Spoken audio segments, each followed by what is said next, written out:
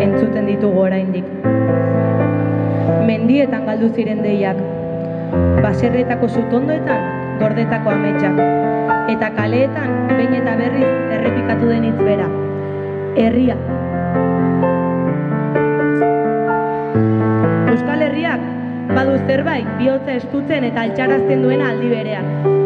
Baditu zauriak, baditu orbanak, baina badu batez ere ez itzaltzeko jaio zen argi bat. Nire aitaren etxea defendatuko dut, dio Arestiren itzalak. Eta hitz horiek gaur ere hemen bizi dira. Guk gure arbasoen, aitonamonen eta aitamen etxea defendatzen jarraituko baitugu.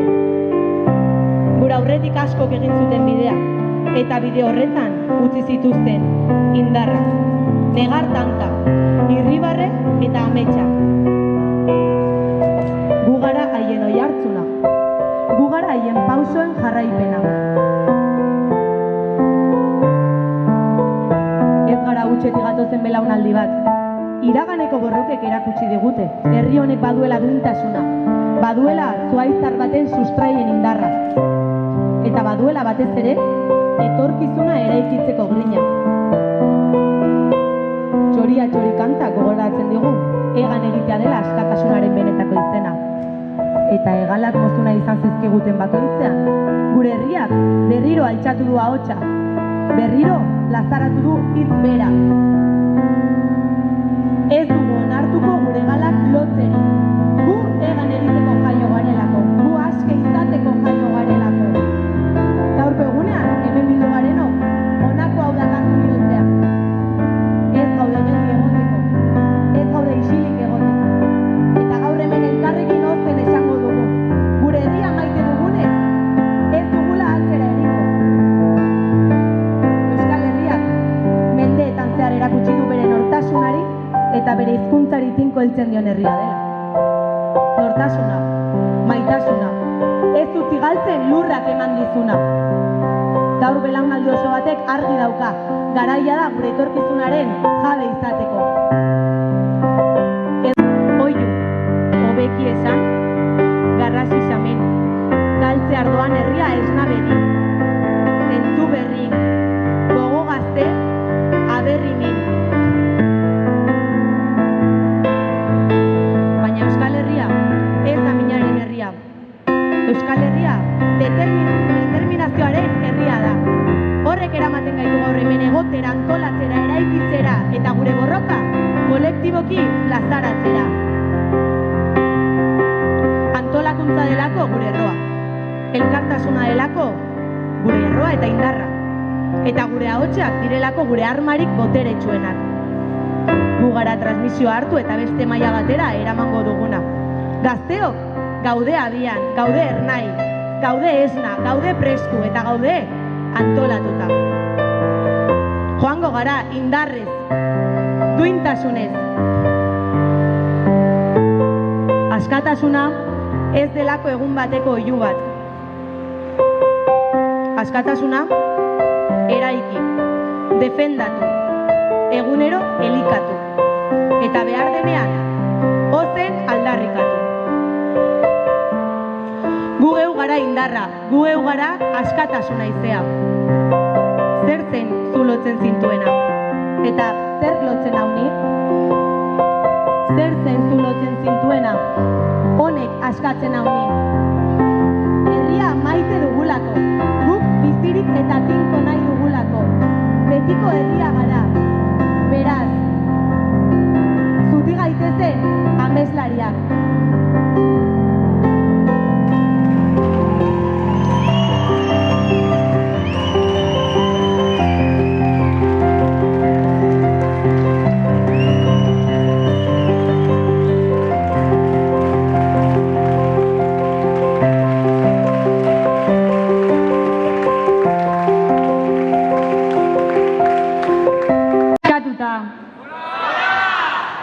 Herri batekiko maitasunak elkartu gaitu gaur, Buruntzaldeako gazte independentista guztiok usurbilen.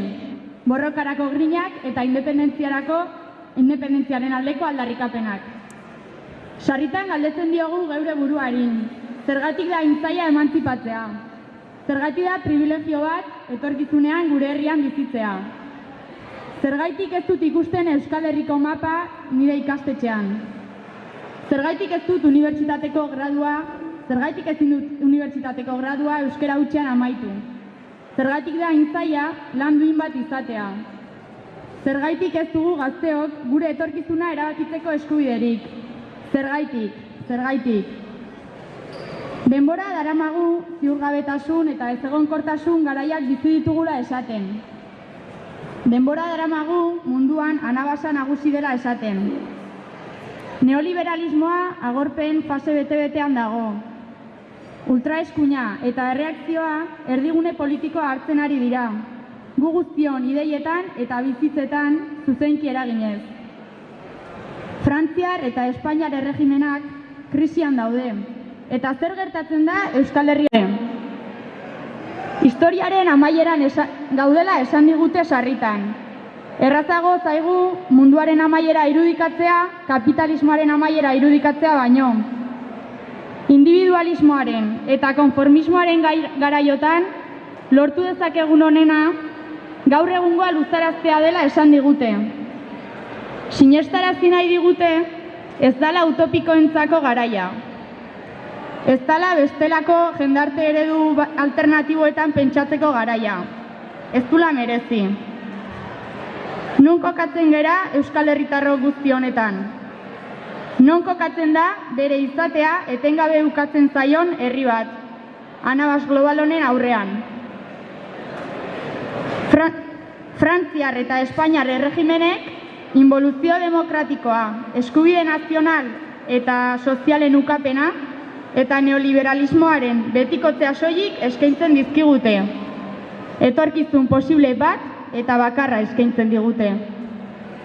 Euskal gazteria ez da konformista. Ez ginen erresistitzeko jaio, irabazteko jaio ginen. Ameslari deitzen diguten arren, gure herriarentzat etorkizun hobeak irudikatzen gabiltza. Ustezko desatxikimendu politikoaren garaiotan eta kriminalizatu nahi gaituzten arren, milaka gara lantokietan, ikastetxetan eta kaleetan alternatibaren alde borrokan gabiltzan gazteak. Gazteok badugu proposamen bat, gazteok badugu proiektu bat, gazteok argi dugu Euskal Estatu sozialista eta feministaren aldeko borroka dela bidea.